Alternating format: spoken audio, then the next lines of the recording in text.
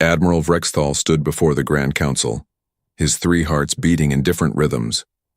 The silence in the chamber was heavy, pressing down on him like the gravity of a dead star.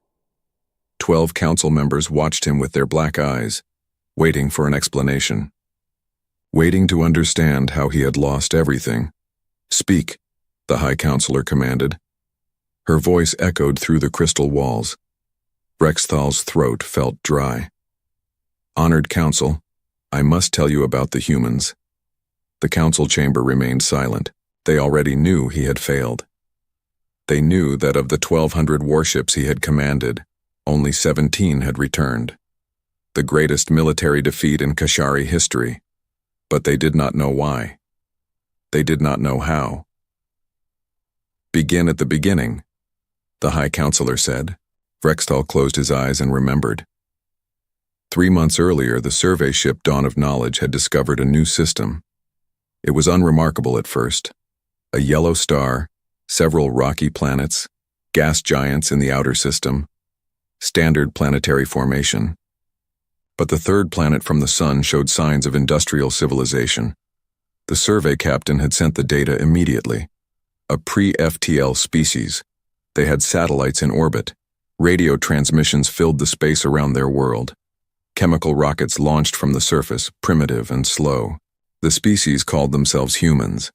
They called their planet Earth. Vrexthal had studied the reports with growing satisfaction. Earth sat at the junction of 3 major transit lanes. Once the Kashari developed those lanes, trade would flow through this sector. Wealth beyond measure. But first the humans had to be removed or subjugated. The Kashari supremacy did not share space with primitives. He had assembled his fleet with care. 1,200 warships, each one a masterwork of Kashari engineering. Energy shields that could absorb megaton impacts. Particle beam weapons that could slice through asteroids. Quantum communication systems that allowed instant coordination across light years. Missile systems with hunter-seeker programming. Point defense grids that could track 1,000 targets simultaneously. Against this, the humans had 10 ships. Vrexthal had counted them himself when his fleet emerged at the edge of their solar system. 10 vessels, cobbled together from what looked like cargo haulers and mining equipment. Crude metal hulls with primitive fusion drives. No energy shielding. No particle beams. Chemical propellant weapons and fission warheads. Technology the Kashari had abandoned 2,000 years ago. The ratio was 120 to 1 in his favor. "It should have been simple," Vrexthal told the council. "We had every advantage. Technology, numbers, experience. Our species has fought and won 300 campaigns of expansion. We have defeated the Thorian Empire, the Quesh Confederation, the Mechanical Consensus. Compared to them, the humans were nothing." He had broadcast his demands on all human frequencies. Unconditional surrender, evacuation of their homeworld, relocation to a designated reservation system, standard terms for a conquered species, generous even. The Kashari would not exterminate them, only displace them. The human response had been unexpected. A single transmission, audio only. A female voice speaking in the trade language that the survey ship had taught them. "Admiral Vrexthal of the Kashari Supremacy. We received your terms, our answer is no." That was all. No negotiation, no counter-offer, just refusal.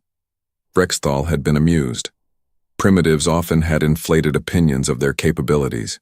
He had seen it before. They would learn. "I gave them 6 hours to reconsider," Vrexthal said to the council. "I wanted to be merciful, to give them time to see reason." The 6 hours had passed in silence. No further transmissions from Earth. No diplomatic overtures. Nothing. When the deadline expired, the human fleet began to move. 10 ships accelerating toward his 1,200. Vrexthal had almost pitied them. He imagined their final moments, their realization that they had chosen annihilation over sense. But orders were orders. He had a mission to complete. "All ships," he had commanded. "Weapons free. Destroy the human fleet." The battle began. Particle beams lanced through space, brilliant and deadly. The first human ship took 3 direct hits to its forward section. Metal vaporized. Atmosphere vented into space. The ship's fusion drive flickered and died. But the ship did not stop. It continued forward on momentum alone, now a dead hulk spinning slowly through the void. Vrextal frowned. He had expected the humans to break formation, to scatter, to run. That was what every other species did when they realized they were beaten. The humans did not scatter. The second ship exploded under sustained fire, breaking apart in a flash of nuclear fusion. Debris spread in an expanding sphere. The third ship lost its entire rear section, but kept firing its chemical weapons. Primitive.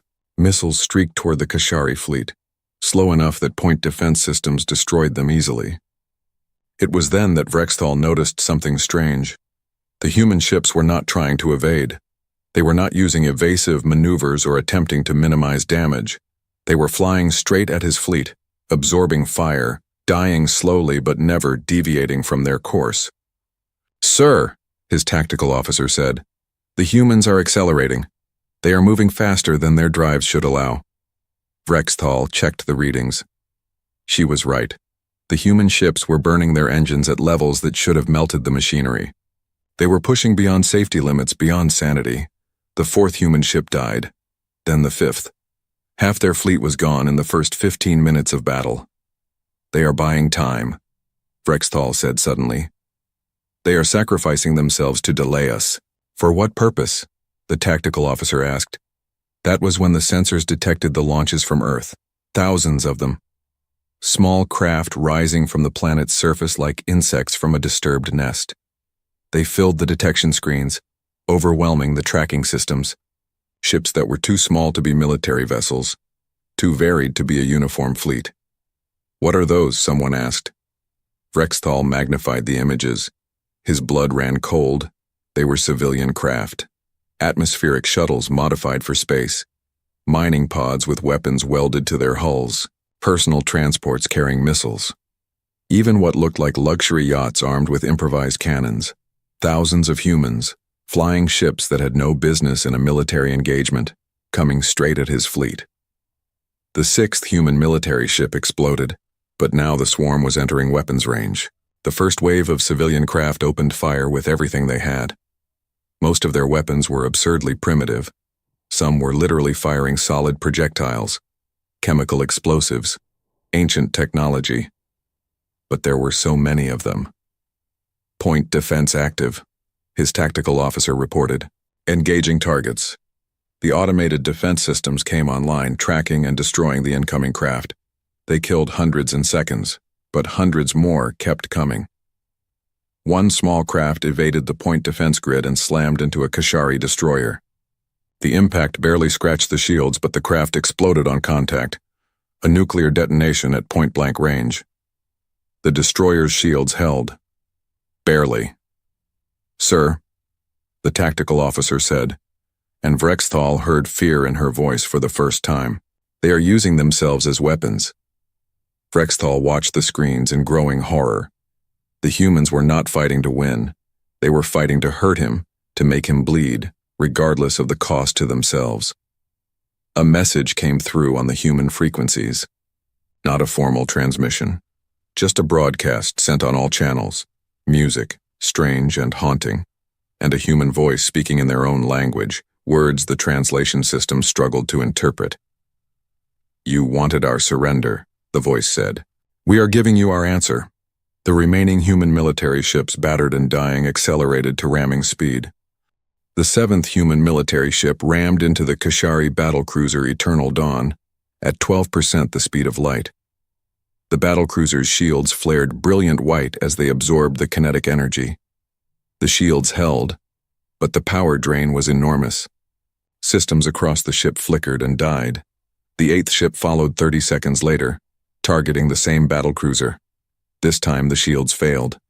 The human ship tore through the hull like paper, and the Eternal Dawn broke apart in a cascade of secondary explosions. Vrextal felt his hands shaking. All ships, evasive patterns, do not let them close.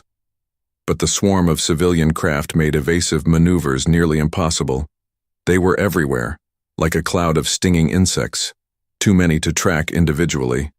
too small to be priority targets, but collectively they were grinding down his fleet's defenses. The Kashari weapons were designed for fleet battles. Large ships fighting at medium range with energy weapons. The point defense systems could handle missiles and fighters, but not thousands of suicidal pilots in ships that massed less than a fighter. A dozen civilian craft converged on a Kashari frigate. The first 3 died to point defense. The 4th got through and detonated against the shields. The 5th hit the same spot. By the 8th impact, the shields collapsed, and the remaining craft slammed into the hull. The frigate listed sideways, venting atmosphere and debris. They are targeting damaged vessels, the tactical officer reported. They identify weakness and concentrate fire. Vrexthal watched another frigate die. The humans were not fighting randomly. Despite the chaos, despite the seeming madness of their tactics, there was coordination. They were sharing targeting data, directing their attacks where they would do the most damage. The 9th human military ship exploded under sustained particle beam fire. Only one remained now, the largest of their fleet. It looked like a colony ship, massive and ungainly, covered in improvised armor plating and bristling with weapons that had been bolted to its hull. "Destroy it," Vrexthal ordered. "Concentrate all fire on that vessel." 50 ships turned their weapons on the human flagship. Particle beams converged from multiple angles. The human ship's hull began to glow red, then white. Sections melted and broke away, but it kept coming, engines burning at impossible intensity. Then it did something unexpected. It opened its cargo bay doors. Hundreds of small craft poured out. Not civilian ships this time. These were different. Sleek and fast, painted flat black, covered in strange angles and surfaces. They moved with precision, flying in tight formations. "What are those?" Vrexthal demanded. The sensor officer studied her screens. "Unknown design. They are not showing up on thermal scans. The hull coating is absorbing our targeting sensors. Stealth fighters. The humans had hidden their military fighters inside a civilian vessel. The black fighters scattered into the Kashari fleet like knives into flesh. They were fast, faster than anything the Kashari had seen. They carried missiles that ignored countermeasures and found gaps in the point defense. They targeted sensors arrays and weapon emplacements with surgical precision. "Sir, we are losing communications with the 3rd battle group," someone reported. "Their command ship is not responding." "Redirect," Vrexthal began, but another alarm cut him off. The human flagship was still coming, still burning, still dying, but still moving. It was heading straight for his command ship. "Evasive," Vrexthal shouted. "Full power to engines." His flagship, the Pride of Kashar, was one of the largest vessels ever built by his people. 3 kilometers long, armed with enough weapons to sterilize a continent. But it was also slow. Built for command and control, not for dogfighting. The human colony ship was faster, or rather, its crew did not care about survival.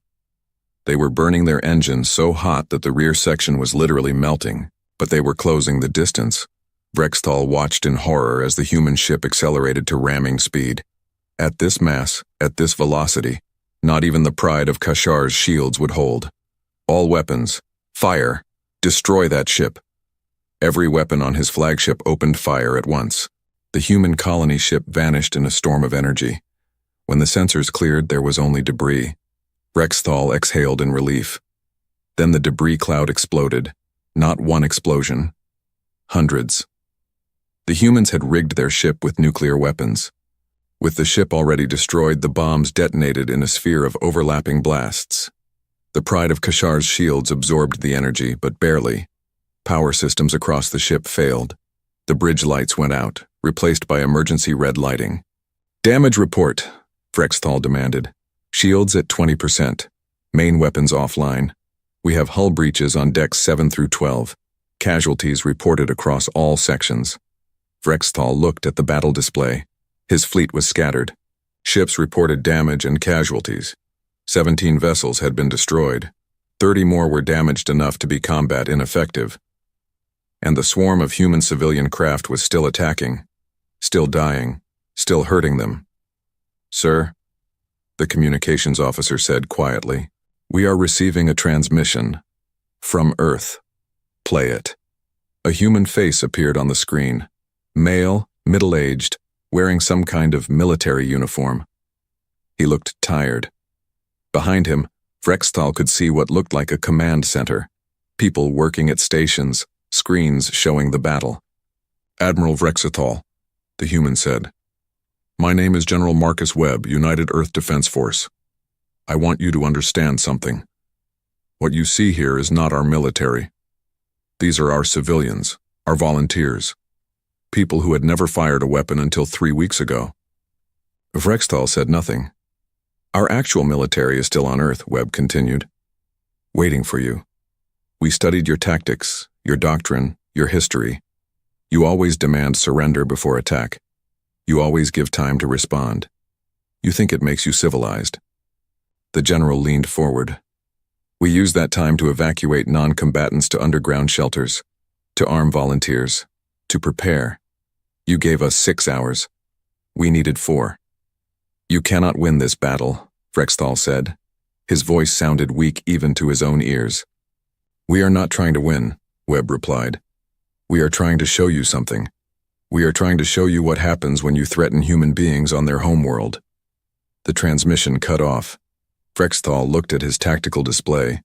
His fleet still outnumbered the humans. He still had over 1,000 ships, but they were disorganized, scattered, taking damage from an enemy that should not have been able to touch them. "Sir," the tactical officer said, "the human civilian craft are withdrawing. They are falling back toward Earth." "Finally," someone muttered. "They are running." But Vrexthal did not feel relief. Something was wrong. The humans had fought with insane ferocity for an hour, and now they were just leaving? It made no sense, unless they had accomplished their objective. "Sensors," Vrexthal said slowly. "Scan the area between us and Earth. Full spectrum. Look for anything unusual." The sensor officer worked her controls. Then she froze. "Sir, I am detecting thousands of objects between us and the planet. Small, inactive. They were hidden by the battle debris and electromagnetic interference." "What kind of objects?" "Unknown. They appear to be dormant. No power signatures. Just floating in space." Vrexthal felt cold understanding wash over him. "Mines. They seeded the space with mines while we were distracted." Before anyone could respond, proximity alarms screamed across the fleet. The dormant objects were activating. Thousands of them, scattered throughout the battle space. Simple chemical, rockets pushing simple explosive charges toward the nearest Kashari ships. The mines were primitive, unsophisticated, easy to destroy if you saw them coming, but there were so many, and the Kashari fleet, bunched together after the chaotic battle, was in the worst possible position. Evasive action. All ships scatter. The first mine reached a destroyer. The explosion was tiny compared to the ship's mass, but it was enough to breach the weakened shields. The second mine hit moments later. Then the third. Across the fleet, ships tried to maneuver, but they were too close together. Too many mines. Too much chaos. Vrexthal watched 17 more ships die in the next 10 minutes, not from sophisticated weapons or superior technology, from floating bombs that the humans had planted while his attention was elsewhere, from traps they had set before the battle even began. "Admiral," his second-in-command said quietly, "we need to withdraw. Regroup. We are losing cohesion." Vrexthal wanted to refuse, to press forward, to salvage something from this disaster. But his officer was right. If they stayed, they would bleed ships until none remained. "Signal the fleet," he said, the words tasting like ash. "All ships retreat to the nebula at coordinate 77 Alpha. We will regroup there and plan our next assault." The Kashari fleet turned away from Earth. The human civilian craft did not pursue. They simply watched the mighty Kashari supremacy run from a battle they should have won. Vrexthal sat in his command chair and tried to understand how everything had gone so wrong. The nebula offered cover and time to think. Vrexthal's fleet had limped into the purple clouds of gas and dust, damaged and demoralized. Repair crews worked around the clock, but the damage was extensive. More than that, Something had broken in the fleet's spirit. Rexthal saw it in the faces of his crew. Fear, an emotion the Kashari had nearly forgotten. For 2,000 years, they had been the apex predators of known space. They had crushed every enemy, absorbed every rival. The universe bent to their will because they were superior in every way, but the humans had hurt them. Primitives with chemical rockets and improvised weapons had killed Kashari warriors, had destroyed Kashari ships, had driven them back. Status report, Rexthal demanded. His second-in-command, Officer Drethal, consulted her tablet. 34 ships destroyed. 62 damaged to varying degrees. 18 require shipyard repairs that we cannot perform here. Our combat effectiveness is reduced by 41%. 41%. From an enemy that should not have been able to damage a single vessel. And the humans? Rexthal asked. Unknown, sir. Long-range sensors cannot penetrate the planetary defenses they have erected, but estimates suggest they lost approximately 60% of the forces they committed to battle. 60% losses. The humans had traded their lives at a rate of 2 to 1, but with only 10 military ships against 1,200, they should have been annihilated in minutes with 0 Kashari casualties. Instead, they had extracted a terrible price. I want all intelligence data on humans, Rexthal said. Everything we collected. I want to know who we are fighting. The next 6 hours were illuminating and disturbing. The survey ship had collected extensive data on human civilization, history, culture, entertainment. It was standard procedure to understand a species before conquest. But the survey team had dismissed most of the information as irrelevant. Rexthal had approved their decision. Why waste time studying primitives? Now he wished he had read the reports more carefully. This is impossible, Drethal said, staring at her tablet. According to this data, humans have been in a state of continuous warfare for their entire recorded history. Over 10,000 years of conflicts. That cannot be accurate, Rexthal said. Species evolve past internal conflict before developing space travel. It is a universal law of civilization. Apparently not for humans, sir. They have fought wars continuously even while developing advanced technology. In their 20th century alone, they fought 2 global conflicts that killed over 80 million of their own people. Rexthal felt ill. 80 million? In internal conflicts? Yes, sir. And they have specific words in their languages for suicide attacks. Kamikaze, Shaheed, Martyr, Last Stand, Forlorn Hope.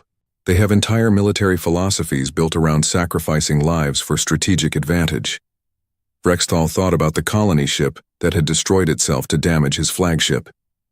The civilian pilots who had flown into his point defenses knowing they would die. It was not desperation. It was doctrine. There is more, sir, Drethal continued. Human history includes countless examples of smaller forces defeating larger ones through unconventional tactics. The Battle of Thermopylae, Teutoburg Forest. The Tet Offensive. They study these battles. They teach them to their young. Losing battles that become symbolic victories. Symbolic victories? Rexthal did not understand the concept. Battles where military defeat leads to strategic or psychological success. Humans place enormous value on defiance, on resistance, even in hopeless situations. There are human sayings. Better to die on your feet than live on your knees. They mean it literally, sir. Rexthal accessed the historical files himself. He read about human wars. About the siege of Leningrad, where humans ate wallpaper paste rather than surrender. About Masada, where they chose suicide over capture. About the Alamo, where humans fought to the death knowing reinforcements would never come. The Kashari had nothing like this in their culture. When faced with superior force, the Kashari surrendered or retreated. It was logical. Survival allowed for future victory. Death accomplished nothing. But humans seemed to think death could accomplish quite a lot. Sir? The communications officer interrupted. We are receiving transmissions from the human planet. They are broadcasting on multiple frequencies. What kind of transmissions? Music, sir. And what appear to be historical recordings. Play them. The bridge speakers crackled to life. A human voice speaking in their language, rough and powerful. The translation system worked to interpret. We shall fight on the beaches. We shall fight on the landing grounds. We shall fight in the fields and in the streets. We shall fight in the hills. We shall never surrender. The voice belonged to someone named Winston Churchill, a human leader during one of their global wars. Another recording played. Different voice. Different war. You may fly over our land. You are stronger than we are. I have no doubt about that. But at what price? What price are you willing to pay? The recordings continued. Dozens of them. Speeches from human leaders throughout their history, all delivering the same message: defiance, resistance, the promise that any victory would cost blood and treasure beyond calculation. They are trying to demoralize us, Drethal said. It is working, someone muttered. Rexthal looked around the bridge. His crew was exhausted, frightened. They had lost friends and colleagues to an enemy they had dismissed as irrelevant. And now they were learning that this enemy had spent thousands of years perfecting the art of war. Sir, the sensor officer said urgently, I am detecting small craft approaching the nebula. Dozens of them. They are not broadcasting identification. Human ships? Likely, sir. They appear to be the same stealth fighters we encountered before. Brextal felt his heart's race. Battle stations. Prepare to engage, but the human ships did not attack. They flew through the nebula in a grid pattern, clearly visible on sensors. They were not hiding. They were showing themselves deliberately. They are scanning us, the sensor officer reported. Active sensor sweeps.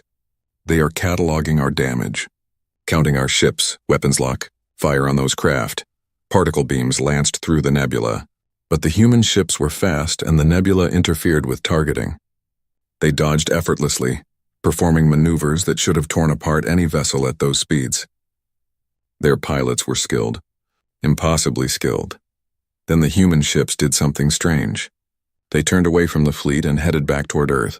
But before they left, they broadcast a message. No words, just images. Images of Earth. Of cities full of lights. Of orbital platforms under construction. Of factories producing weapons. Of training grounds filled with soldiers. Of more ships being built in dozens of orbital shipyards. The message was clear. Come if you dare. We are ready. We are waiting. We will make you pay for every kilometer. Analysis, Frexthal demanded. How many ships can they produce? His intelligence officer looked pale. Based on the industrial capacity shown in those images, sir, they could build hundreds of ships per month. Thousands per year. Their construction methods are crude but fast. They are not building elegant vessels like ours. They are building weapons platforms, simple, effective, mass-produced. Vrexthal understood then what he was facing. The Kashari built ships that lasted centuries, masterworks of engineering that took years to construct. The humans were building disposable weapons, ships meant to kill and die and be replaced immediately. They are gearing their entire civilization for total war, Drethal said quietly. This is not a military. This is a species preparing for extinction-level conflict. Over the next days, the situation worsened. The humans hacked into Kashari communication networks. They infiltrated fleet channels and broadcast more propaganda, images of the battle. Recordings of Kashari ships dying, human pilots laughing as they flew into enemy fire. Human soldiers singing marching songs about death and glory. The psychological warfare was devastating. Kashari crews were not trained for this. They were trained for clean, professional combat between civilized species. The humans fought like savages, like animals backed into a corner. But they were not mindless. Every action was calculated. Every broadcast designed to erode morale. Ship captains began reporting problems, crews refusing to participate in the next assault. Soldiers requesting transfer, some asking to go home. The Kashari military had never experienced mass morale failure before. Rexthal tried to maintain discipline. He issued orders. He gave speeches. He reminded them of their duty to the supremacy. But his own words sounded hollow even to himself, because he had read the human histories. He had seen what they did to invaders, to conquerors, to anyone who threatened their home. The Mongols who conquered Asia could not hold Russia. The armies that defeated Europe could not defeat Vietnam. The empires that spanned continents broke against small nations that refused to accept defeat. Humans lost battles. They lost wars.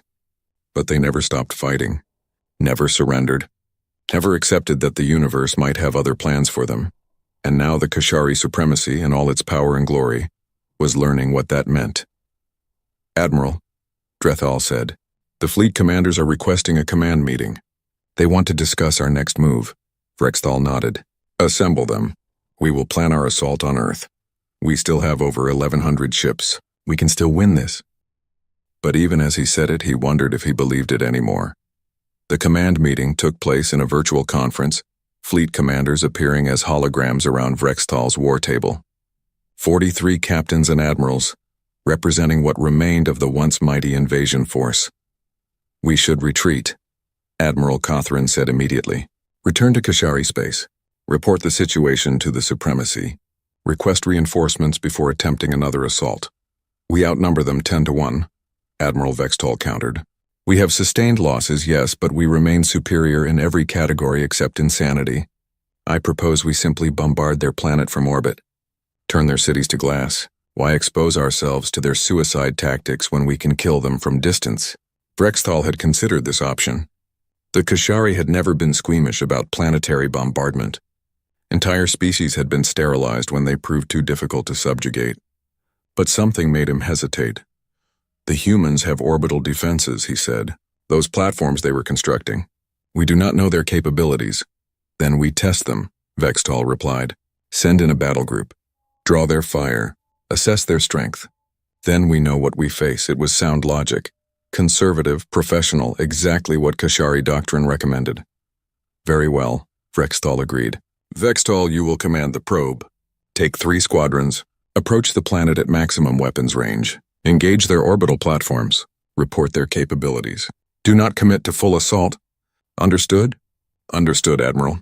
The meeting dissolved.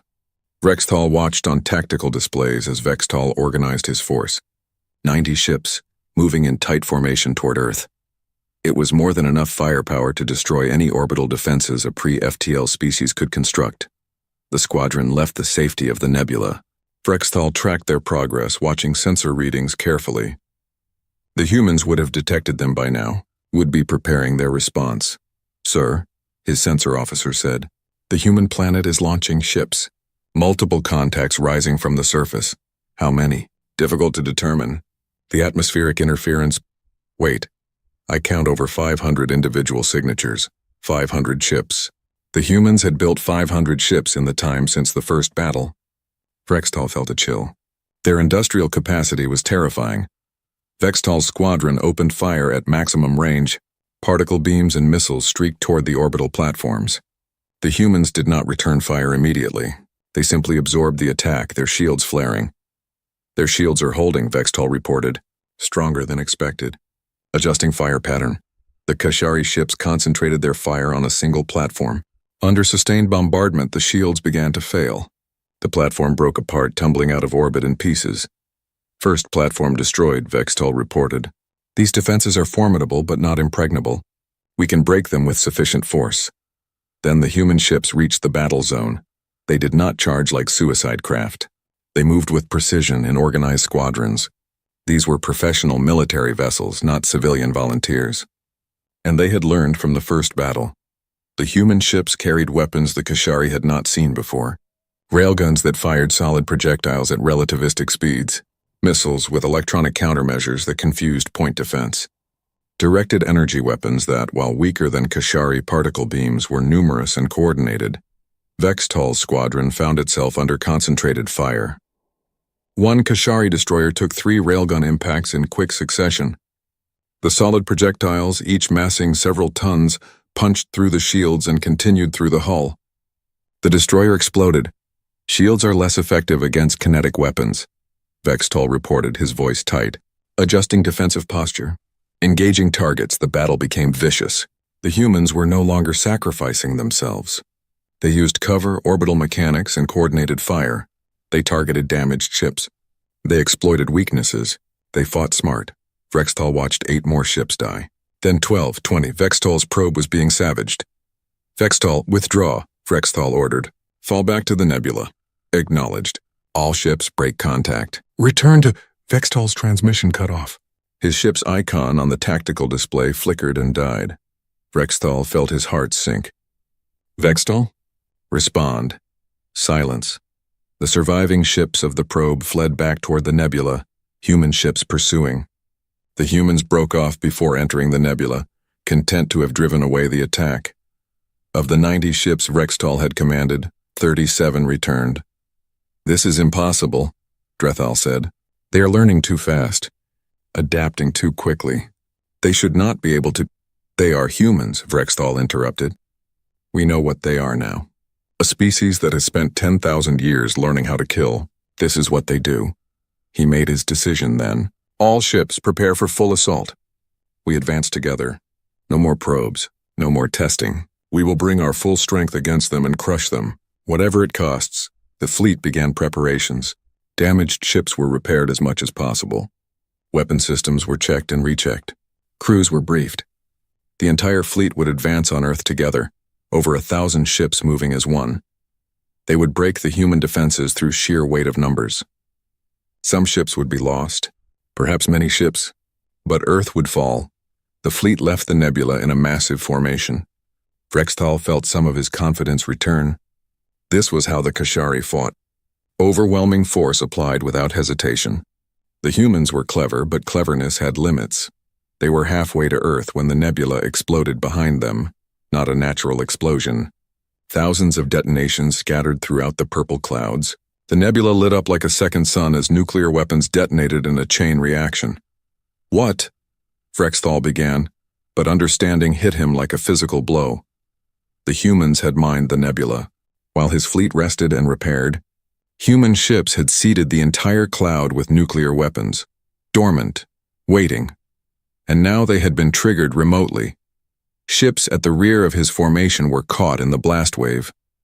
The expanding sphere of superheated gas and radiation tore through shields and hulls. 30 ships died in seconds, 50, 70, evasive, Vrexthal shouted. All ships, emergency acceleration! The fleet scattered, trying to escape the expanding destruction. But the nebula was huge, and they were deep inside it. The weapons had been placed strategically, creating overlapping kill zones. They knew we would hide in the nebula, Drethal said in horror. They knew our doctrine. They prepared for it. Vrexthal realized she was right. The humans had been studying them, learning their tactics, predicting their moves. The nebula had not been a safe harbor. It had been a trap. And he had led his fleet into it, sir, the sensor officer screamed. Multiple contacts. Incoming at high speed. The sensor display filled with new signatures. Human ships, dozens of them appearing from different vectors. They had been waiting, hidden, while the Kashari fleet positioned itself perfectly for ambush, and now they attacked. The human ships were not the suicide craft from the first battle. These were hunter-killers armed and fast. They targeted the Kashari ships that were damaged, disoriented, scattered by the nebula explosion. It was a slaughter.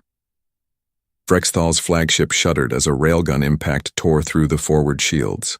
Alarms screamed across the bridge. Another impact. Then another. The Pride of Kashar, the mighty command ship, was being torn apart. Return fire, Vrexthal ordered. All weapons. But the targeting systems were damaged. Half the weapons were offline. The crew struggled to defend against enemies that came from every direction at once. A human missile penetrated the point defenses and exploded against the hull. The bridge lights failed. Emergency power kicked in dim and flickering. Hull breach on deck 4, someone reported. Casualties across all sections. Sir, we have lost main power. Switching to backups. Shield generators are failing. Vrexthal looked at the tactical display through the smoke and chaos. His fleet was dying, not fighting and retreating, not suffering calculated losses. Dying. Wholesale destruction of a force that should have been unstoppable. A human face appeared on his screen. The same general from before. Marcus Webb. The human looked tired but satisfied. Admiral Vrexthal, Webb said. You asked for terms. Now I will give you mine. Surrender immediately. Power down your weapons. You have 5 minutes. You cannot defeat us all, Vrexthal said, but his voice lacked conviction. I do not need to defeat you all, Webb replied. I just need to make victory cost more than you are willing to pay. Your fleet is scattered. Your ships are damaged. You are disoriented and low on ammunition, and I have 30,000 more missiles waiting to launch from Earth. So I ask you, Admiral, how many ships are you willing to lose? Half, 3/4? All of them? Vrexthal looked at his tactical display. Webb was not bluffing. The human orbital platforms were active, weapons hot, tracking every Kashari ship, and behind the human fleet he could see the planet itself, a world preparing for total war, a species that would never stop fighting. We had everything, Vrexthal said quietly. Superior numbers. Superior technology. Superior experience. How did we lose? Webb's expression softened slightly. Because you thought this was just a battle. For us, this is existence. You can retreat to your empire and never think about us again. We cannot retreat from our home. We fight here or we... The human boarding parties arrived within the hour. They came in small shuttles, armed but not aggressive. Professional soldiers moving with discipline and purpose. Vrexthal watched them secure the pride of Kashar section by section, taking control of weapons and engineering. The humans did not execute prisoners. They did not torture or humiliate. They simply processed the Kashari crew efficiently, separating officers from enlisted, cataloging injuries, providing medical care where needed. It was all very civilized, which somehow made it worse. A human officer approached Vrexthal on the bridge.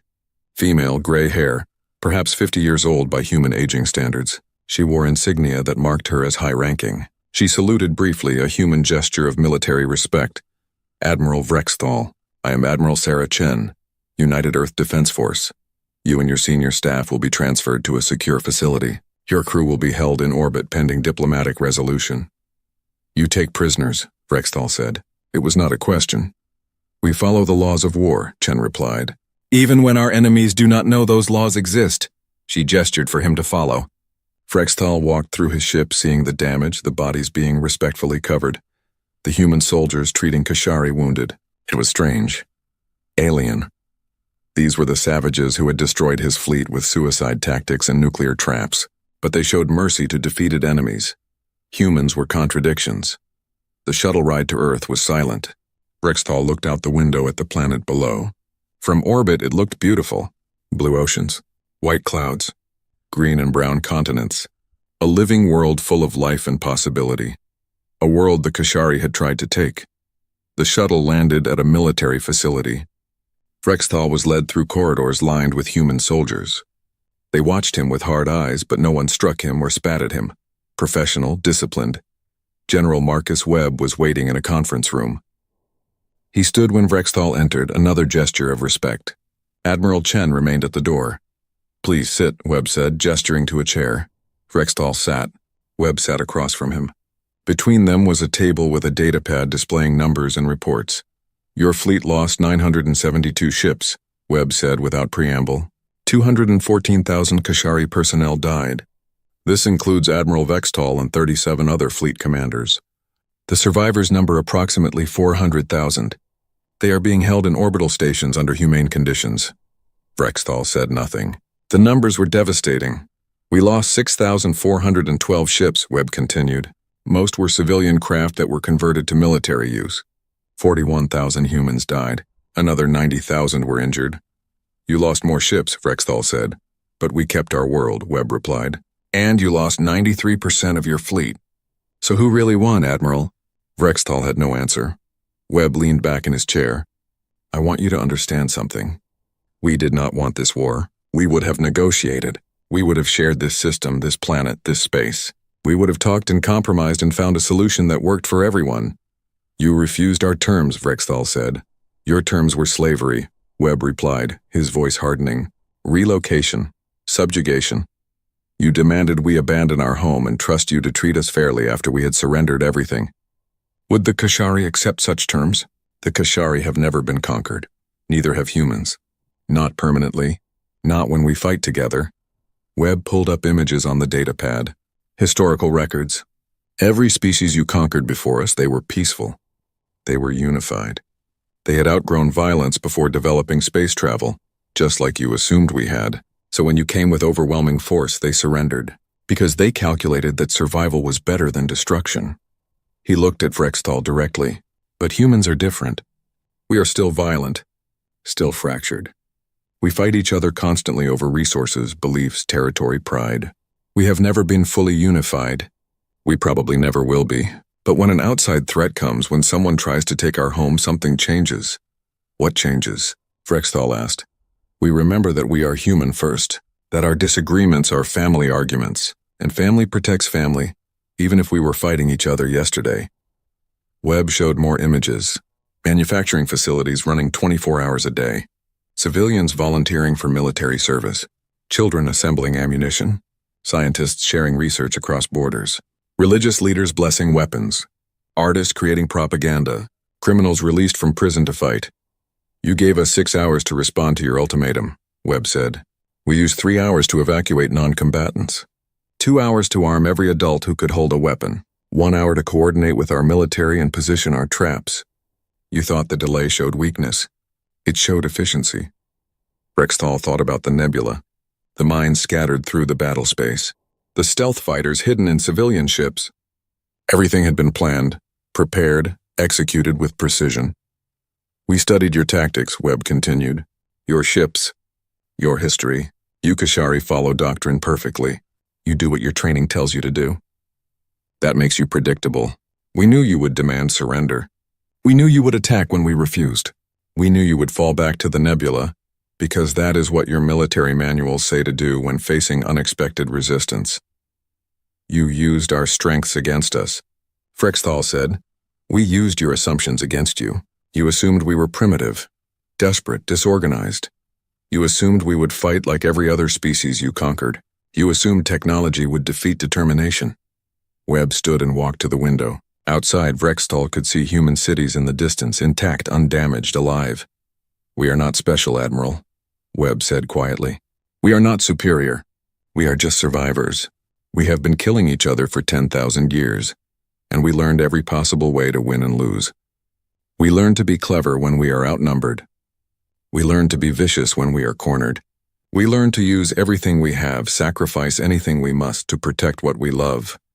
He turned back to Vrextal. You came here with 1,200 ships and thought it would be easy.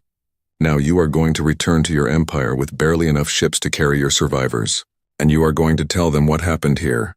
What do you want me to tell them? Vrextal asked. The truth. That humans can be beaten in battle. That we are not invincible. But that victory against us costs blood and treasure that no one wants to spend. That we will use every trick, every weapon, every life to defend ourselves. That we fight dirty. That we do not care about honor when our children are threatened. Webb leaned forward, his eyes hard. And tell them this, Admiral. Tell them that we are expanding into space now. Building ships. Claiming systems. We will meet other species and we will try diplomacy first. We will offer friendship and cooperation. But if they respond with threats and ultimatums, if they think we are easy targets, they will learn the same lesson you learned. And what lesson is that? Frextal asked, though he already knew. That humans do not surrender. Ever. Not our homes. Not our freedom. Not our right to exist. We will burn our own worlds before we let someone else take them. We will sacrifice everything before we bow. And we will make victory so expensive that our enemies will wish they had never heard of Earth. Silence filled the room. Frextal understood now. The humans were releasing him deliberately. They wanted him to take this message back to the Kashari supremacy. They wanted the galaxy to know what they were capable of. You could have killed us all, Vrextal said. Why show mercy? Because we are not monsters, Webb replied. We fight when we must. We kill when we must, but we do not enjoy it. We do not want to be conquerors. We just want to be left alone to live our lives. You tried to take that from us. We defended ourselves. Now it is over. Webb gestured to Admiral Chen. You will be given a ship, enough food and fuel to reach Kashari space. Your injured will receive medical care. Your dead will be returned with honor. Go home, Admiral. Tell them what you learned. 3 days later, Vrextal stood on the bridge of a human transport ship that had been given to the surviving Kashari. It was crude compared to his flagship, but functional. The humans had kept their word, supplies, medical care, respectful treatment. He watched Earth shrink in the view screen as they departed. Around them flew the human defense fleet. Hundreds of ships now, with more being built every day. The humans were not wasting time. They were preparing for the next threat. Admiral, Drethel said quietly, what will you tell the Council? Vrextal thought about the question. He thought about his 1,200 ships, his dead crews, the assumption that primitives could not fight back, the arrogance that had led to disaster. I will tell them the truth, he said finally, that we outnumbered them 120 to 1, that we had superior technology and experience, that we should have won easily, he paused. And I will tell them that we lost everything because we forgot the most important rule of warfare. Never underestimate an enemy defending their home. 2 months later, Vrextal stood before the Grand Council again, this time telling them the full story. The council listened in silence, their expressions unreadable. When he finished, the High Counselor spoke. The Supremacy cannot allow this defeat to stand. They will